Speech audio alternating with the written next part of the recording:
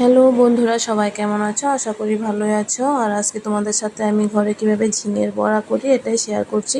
তো প্রথমে আমি একটা থালার মধ্যে সুজি, ময়দা, চালের গুঁড়া, পরিমাণ মতো নুন, হলুদ মেখে একটা ডো বানিয়ে নিলাম। ডোটা পাতলাও হবে না, ঘনও হবে না, এরকম। আর অন্যদিকে আমি ঝিঙে কেটে একটু নুন মেখে রেখেছি।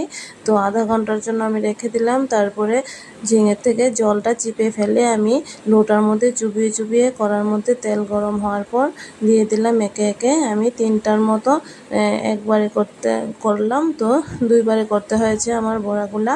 তো আমার ঘরে সবারই প্রিয় ঝিঙার বড়া। গরম গরম ভাতের সাথে ঝিঙার বড়া গরম খুবই ভালো লাগে, ভাত খেয়ে নেওয়া যায় খালি বড়া দিয়েই।